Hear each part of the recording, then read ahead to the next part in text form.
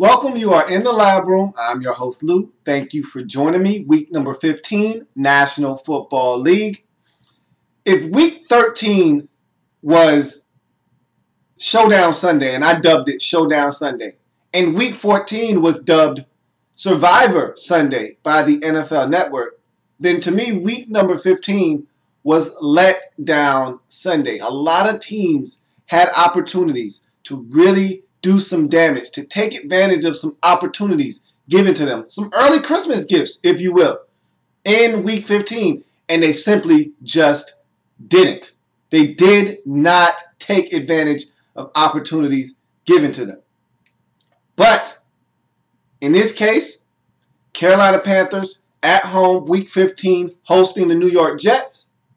Not one of those instances. Now, it could have easily turned into that, and at one point, it looked like it could possibly turn into something that was somewhat of a letdown. But in typical Carolina Panthers fashion in 2013, they rose to the occasion, got it done, and ran away with this football game. Let's break this game down. Week 15, New York Jets at the Carolina Panthers. Jets come into this game with very slim, faint playoff hopes, but nonetheless, still there. And like I said, this is how much confidence or lack thereof I had in the Jets actually making something of this season down the stretch. I didn't even include them in the AFC playoff race video that I did because I do not expect the Jets to be a factor down the stretch. And this was why. They're going to Carolina, a hostile environment against a really good football team that plays defense, and Geno Smith is your quarterback. What else is there to say? So, 6-7 Jets, 9-4 Panthers, doing battle in letdown weekend. Could this be a letdown? Anything's possible. That's why they play the game. 36-yard strike from Cam to Biefeld, and this was a rope. What a throw! I mean, this is why Cam Newton is evolving as a quarterback. He's evolving because of throws like this one. 36 yards down to the 19-yard line of the Jets. But it leads to a field goal. What a throw. I mean, it was on a rope. It was over defenders. It was over the middle of the field. Cam had to stand in there and rifle it. I think he even took a shot on this play, if I'm not mistaken. It doesn't matter. What a throw. I mean, what a rifle shot that was. And Biefeld knew he was going to take a shot. He knew he was going to take a shot. And he held on to the football. When Biefeld concentrates, he catches the football. And he knew he was going to take a shot. He concentrated on catching the football, and he took the shot, and he caught the football. When Biefeld wants to look away and see what plays are there to be made after the catch, that's when he drops the football. That was a huge catch early in this game, led to a Graham Gano field goal. It's 3-0 now. I will say this. You know what? I'll save it for a little bit later. So it's 3-0 Carolina early in the game. Jets answer with a 54-yard Nick Folk field goal. It's 3-all, and the Jets came out in this game early on, and I was surprised. They weren't doing much, but they were doing enough to stay relevant, to get in the field goal range and to just hang around.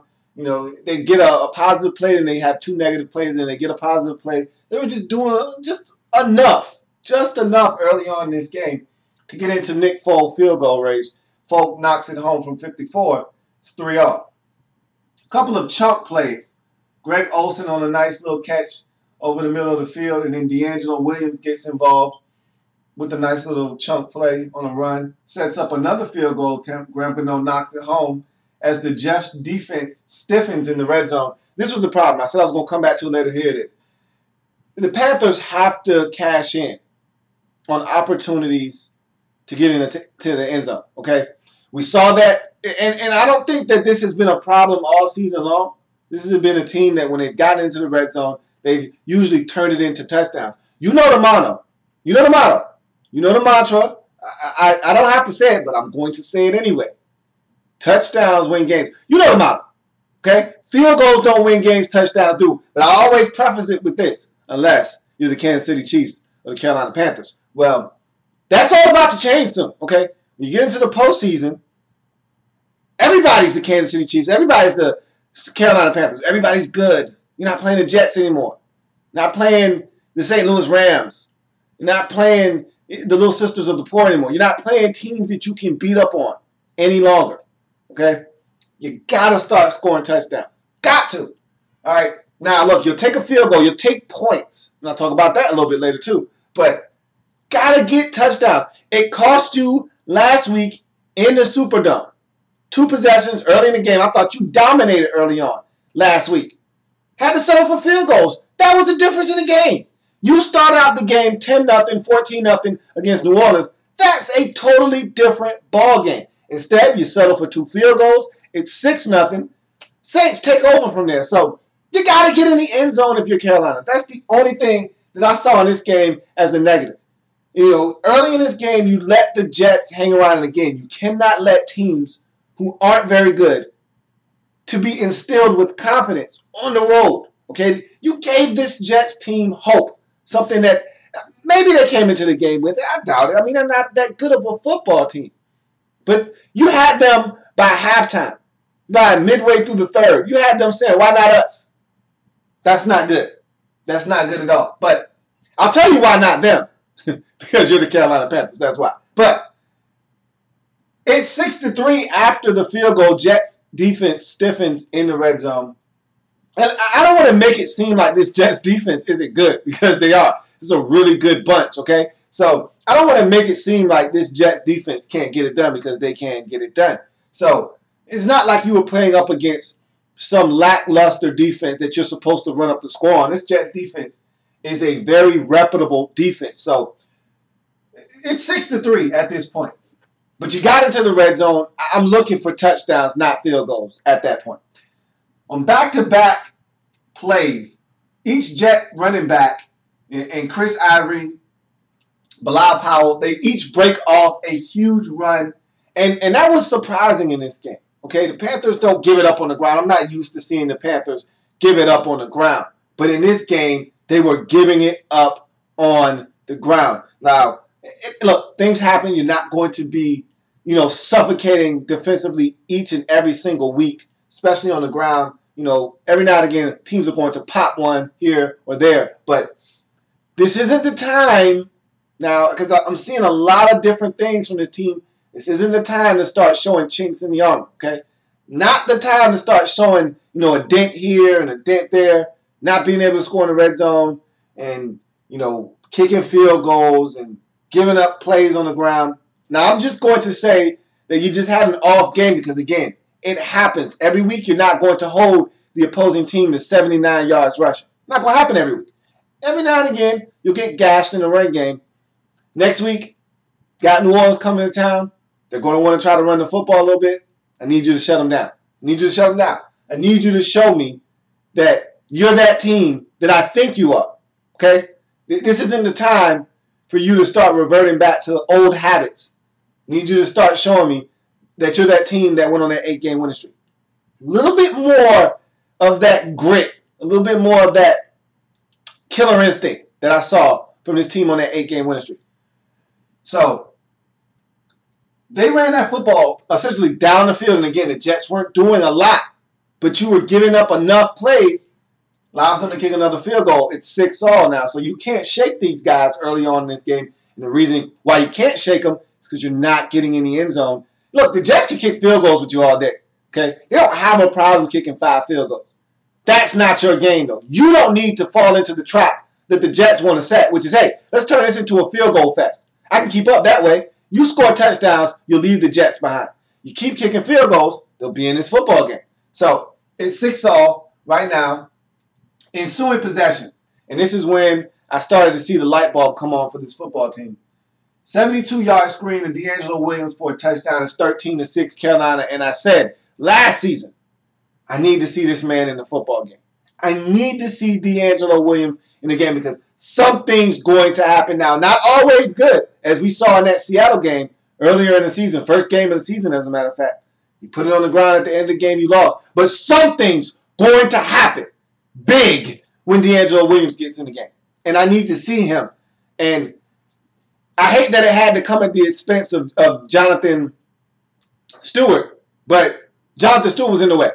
He was in the way. He was going to take touches away from D'Angelo Williams. And look, like I said, I hate to see anybody get injured. But I need to see D'Angelo Williams in the game more. I need to see him touching the football. He got the football, 72-yard screen. Touchdown. I mean, what more you want? If that's Jonathan Stewart, that's not a touchdown. D'Angelo Williams makes plays. Like I said, don't always know if it's going to be a good one or a bad one, but he's going to make something happen.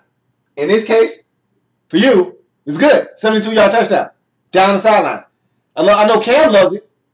That's padding the stats. At halftime, Cam had 224 yards passing, the most in his career in the first half. So, 72 yards on one play, that'll do it for you every single time. So, Carolina takes a 13-6 lead after that screen pass, and it was a beautifully executed play. Fake screen to the left, come back to the screen to the right. Cam sold it beautifully. Your end result, 72 yards down the sideline. D'Angelo Williams gets in the end zone, 13-6. Panthers on top. That's what a touchdown can do for you. Now you put the pressure on the Jets and on their shoulders. Panthers move into scoring range right before the half, but stellar defensive plays by Copels. He gets a second look. I said this Jets team defensively is no pushover. They've got the best defensive line in all of football.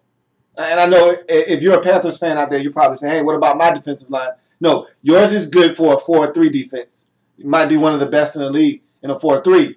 They got the best 3-4 defensive line. Copels, Wilkerson, and Richardson. And speaking of Richardson, he gets Cam Newton, and he holds on for dear life. And if he doesn't hold on to Cam, I'm not sure Cam doesn't score on this particular play. But Cam tries to get through the line. Richardson grabs him, gets a fistful of jersey, reels him in, pulls him down, and something happened to Cam. I'm assuming an ankle. I didn't see him roll it on the play. I saw the replay about 3 or 4 times. Didn't see him roll anything on this particular play. I don't know what happened, if he hit his knee on the ground or what. But he was a little gimpy. He was grimacing. He was in a little bit of pain going into the half. That leads to a ground to no field goal, however. 16-6 going into the half. I'm thinking, at this point, I was ready to stop taking notes. I said, this is where the Panthers take off in this football game. The Panthers run, hide, and leave these Jets behind after the half. And I was pretty adamant about that. I was pretty adamant about that at the time. We come out into the second half, and Ted Ginn Jr. punt return is negated. He had a huge punt return. You force a 3-and-out on the Jets, and you get a huge punt return from Ted Ginn Jr. And I thought that was going to ignite. I thought, like I said, I was ready to stop taking notes. So I said, Ted, bust off this punt return, a couple of passes, maybe a couple of runs. You get into the end zone, make this thing, 23-6. I can stop taking notes because the Jets, they don't know how to score, over 20 points. They might get to 20. They might get to 17 somewhere in there. They're not scoring, not on this defense. They're not supposed to, at least. They're not scoring, 23, 27. So you get to 23, game over. Like little flip, game over. Flip, flip, flip, game over. That's what I was saying, game over. Game over. So, Ted Ginn Jr.'s punt return gets negated by a penalty. So, they say, hey, don't worry about it. We'll hand it to Ted again. Ted busts off a nice little chunk of yardage on a reverse. Reverse. Reverse. Reverse. So I said, all right. They about to go get some points. That's what I'm talking about. That's what I'm talking about. But, and look, this is your head coach's identity. Riverboat Ron, okay? He decides to go for it on 4th and 2 from the Jets 14. I don't have a problem with it. Look, don't try to get mad at the coach. And I don't know, I'm not saying that any Panthers fans out there were mad or upset. But if you don't know this team, then you don't understand what this means. But this is what Ron Rivera has been doing after the epiphany early on in this season, where he realized, hey, touchdowns are better than field goals. Hey, how about that? And he said, yeah, I need to start going for it more. Last year, I was a little conservative. It cost us some games. Touchdowns are better than field goals. So he's been in the mindset that, hey, if it's 4th and 1, 4th and 2, my team's moving the football, I feel confident about what my defense is doing, I don't mind going for it. Because even if we don't get it, my defense will come in, hold it down, and we'll be fine. So 4th and 2 from the Jets' 14-yard line, I don't have a problem with you going for it. I just don't. Because I feel like that's what you guys do. That's what Riverboat Ron does. Okay? He's a guy that's a gambler.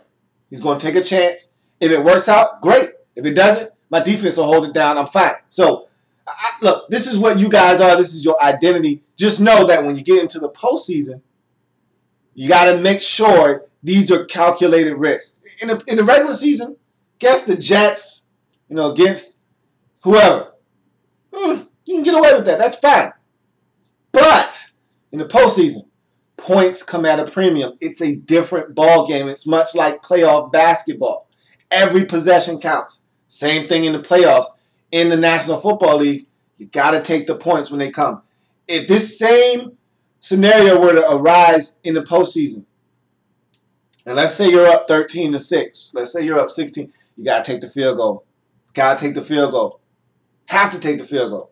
Can't be Riverboat Ron in every single situation. See, right now, in just about every single situation where you get inside the red zone, he's going for it. And that's cool because it's the regular season. You're playing against some teams you should be able to handle. Everybody's good in the postseason. There are no pushovers. Everybody can play ball in the playoffs. That's what the playoffs are about. It's about separating the weak from the strong. And all the weak links, they're at home watching the game. Everybody in the postseason deserves to be there for the most part. So there will be no pushovers come playoff time. You got to take the points. You have to take the points come playoff time. And I expect Riverboat Ron to understand that. But right now, Jets, regular season, week 15, knock yourself out. So he goes for it on fourth down. Not having it. Jets weren't having it. They get pressure on Cam. They yoke him down by his collar. Ball hits the ground. Incomplete. Turnover on downs. Okay. Ron is thinking the same thing I'm thinking. Probably everybody at home, if you're a Panthers fan, you're thinking the same thing. Defense just going to come out and stifle these guys who can get the football back and get good field position anyway. Not this time. No. No. And this is why you can't go for it in the postseason. Because if you don't get it, I think that the risk-reward in the regular season, the risk and the reward, I think the reward is a lot higher than the risk. In the postseason, the risk is a lot higher than the reward. The reward is a lot higher in the regular season. Because if you score a touchdown, great. If you don't, okay, that's fine. Defensive play ball will be fine. In the postseason, that offense that you're playing against, pretty good. Pretty damn good. Okay, it's not the Jets. I can assure you of that. If you make it to the postseason, your offense is better than the Jets. So, what I'm saying to you is, the momentum switches when you don't pick that up in the postseason. And what the Jets did to you is probably what the playoff team will do to you, except they won't go into a shell thereafter.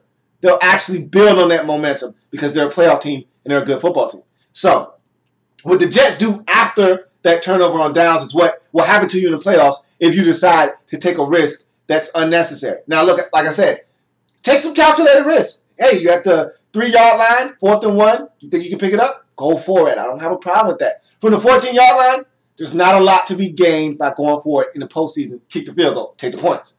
But the Jets said, hey, we're going to make this backfire on you. You're really thinking right now that we're not going to be able to move the ball, and for good reason. We only got 6 points to this point in the game, and we haven't done anything to scare you or threaten you offensively. Why wouldn't you go for it? But Jets said, hey, we're going to make it backfire as they go 9 plays, 86 yards on a touchdown drive, ending in a Sheldon Richardson 1-yard touchdown plunge, and he literally plunged into the end zone. They gave it to him on 2 consecutive plays. They made a statement there. They said, hey, we're going down the field. We're going to make you pay for being over-aggressive, and we're going to turn that aggressiveness against you. And decided to let Sheldon Richardson get in on the action. They said, hey, we're determined to make sure that our defensive tackle scores this touchdown. He didn't get it the first time. He got it the second time. Now, it's 16-13. They've cut into your lead. You're only up by 3 in this game. So, okay. Jets trying to make it a ball game. Now, for me, this sucked because now I got to take notes. I got to take notes the rest of the way because the Jets aren't going away quietly. That's fine, though. I said, look, Carolina, and at this point, that's when the thought creeped into my mind because I'm seeing a lot of teams around the league. And keep in mind, this is a 4 o'clock game Eastern Standard Time. So I've already seen a lot of teams blow some opportunities today. I'm watching the Saints piss away an opportunity. I'm watching the Cowboys piss away an opportunity. And on the other TV adjacent from the Cowboys is this Panthers game that I have on. And I'm saying to myself, hey, don't you fall into the trap on letdown Sunday. Don't you be another team that has a monumental letdown. The Saints right now are, or rather the Rams, are handing you a gift. I told you needed somebody to do your dirty work. We'll talk about that here in a second. But don't you have this monumental letdown and let the Jets walk into BOA and walk out with a W. Absolutely not unacceptable behavior in December.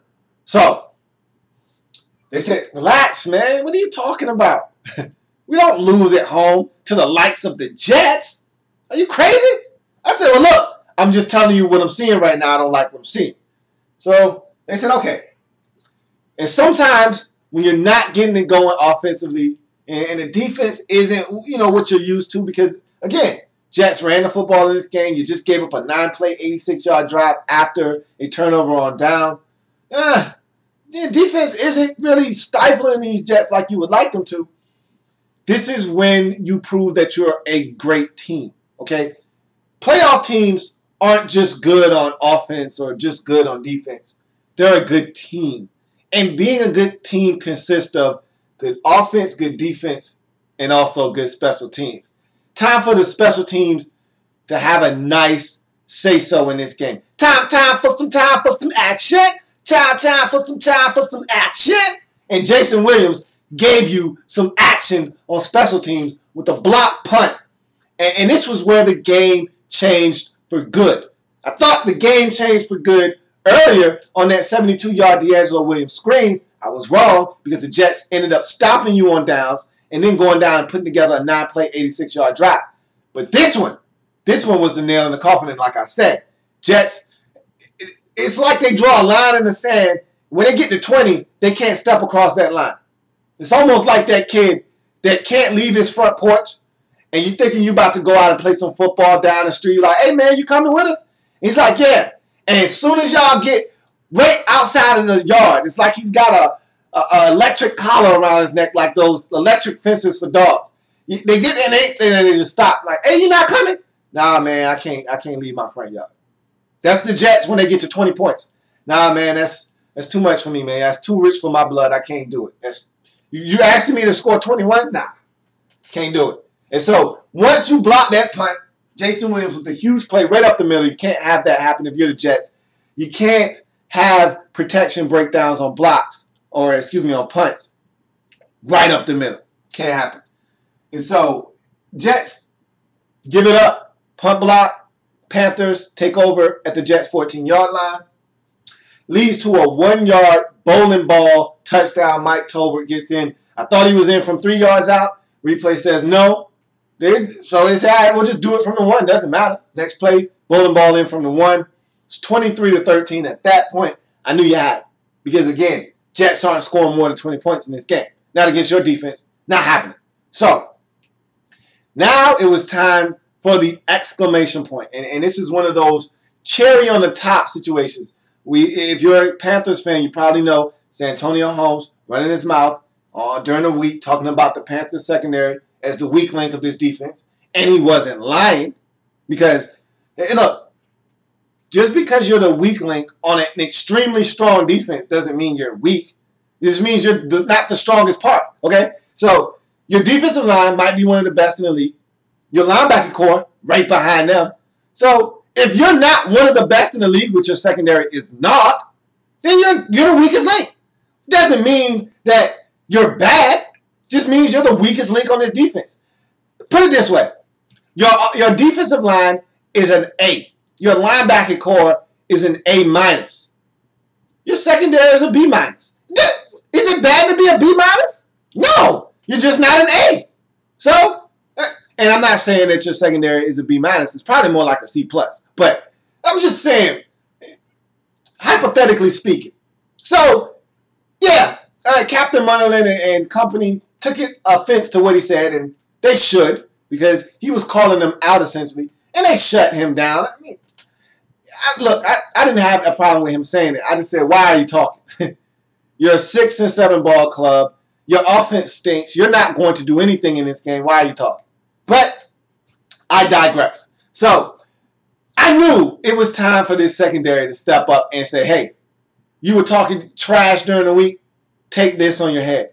And so Captain Munnerlyn, who had already had about a sack or two in this game, they were coming after Geno Smith, sending corner blitzes and whatnot. It was time for the secondary to put a cap on this game. And Captain Munderland said, you know what, let me do it. Because I was the one that said something. I was the one that spoke out against Santonio Holmes when he decided to run his mouth. Let me be the one to be the captain of this ending of the game. And so what does he do? He picks off Geno Smith and he breaks a tackle, gets down the sideline, cuts it back inside, into the end zone, touchdown on a pick six, 30-13, game, set, match. Panthers take care of business. Letdown avoided and averted. They end up winning the game 30-20. Do these Panthers. And wow, let's talk about this win because this win is huge on a lot of different levels. I talked about this on the playoff race episode for the NFC and how I didn't think you were going to win this division because I didn't think the Saints were going to allow the Rams, but I said, and if you watch the video, you know exactly what I said. I said, that's the one that's going to get them. If the Saints are going to lose to somebody other than you down the stretch, it's going to be on the road against the Rams. That's a dangerous Rams team at home. And we know the Saints struggle on the road. It's something about this team and on the road, and it just doesn't mesh. These Saints don't travel well. And I said, everybody's not meant to be a road warrior in the playoffs. Okay? And obviously, the Saints aren't meant to be road warriors. You had a chance now because the Rams gave you a gift. I said you needed somebody else to do your dirty work because you didn't do it yourself. Rams said, hey, we got you. They did your dirty work for you. They took care of the New Orleans Saints. They gave you an early Christmas gift. Don't squander it. You got a big one at home at BOA next week against those New Orleans Saints who are struggling mightily on the road. Got to take advantage of it. Have to take advantage of it. This division is here for the taking. Everything you could want and then some right there in front of you. All you got to do is win now. You win your final two games. You are the NFC South divisional champions in 2013. And that's going to net you a first round bye. So what do you want? You want it? Take it. Take it. It's there. If you want it, go and take it. And guess what? Once again, you're back at that door. Last time you were at the door, Saints shut you down. They shut you down. They came, they opened the door, and they punched the bully in the mouth. But you're back at the door. And one thing about bullies, they can be pretty persistent. Let's see if this time you knock at the door and you come in and you take over with blunt force. You got an opportunity. It's there. Do you want it? That's the question. How bad do you want it? Saints know what's at stake. They know they blew a golden opportunity to win this division. All they had to do was win every other game except this one in Week 16. And, of course, they were going to want to win that one too, but all they had to do was beat the Rams and beat Tampa Bay at the end of the season, and they still be division champions. Now, that's not the case. You've got an opportunity to do something huge. Now, all you got to do is go and seize that opportunity. Wow. Wow. It fell right into your lap. Let's see what you do with it. Big win at home. Jets, you're essentially done. And like I said, I thought you were done already. I mean, the fact that you have 6 wins this year, to me, is outstanding. It's mind-boggling because you're not a good football team. But you've gotten 6 wins. For some reason, somehow, you were able to squeeze every single ounce of toothpaste out of this tube. You got all the toothpaste that was in that tube out. And I don't know how. Because I was squeezing at the top and nothing was coming out. But you managed to strip the tube, then squeeze at the top, and you got all of the toothpaste out of this tube. But there's no more toothpaste left in this tube. You got 6 wins out of a 3 or 4 win football team. Kudos. I commend you. Tip of the imaginary cap to you. But you weren't going to win this game, and I honestly don't see you winning any other games this season. Maybe you beat somebody in the division. I don't know. Maybe you get Miami. I doubt it. You know, maybe you get somebody else in the division. I doubt it. But we'll see. I don't see it happening. But you're 6-8 now. You're not making it to the postseason. Nor do you need to make it to the postseason. So it's not a big deal. Panthers go to 10-4. More importantly, they are tied atop the NFC South division. And essentially the division comes down to next week. You want the division, you take the division. You don't want the division? Fine, be generous and give it back to New Orleans. It's okay. Either you want it or you don't. Next week, we'll find out. Which is it?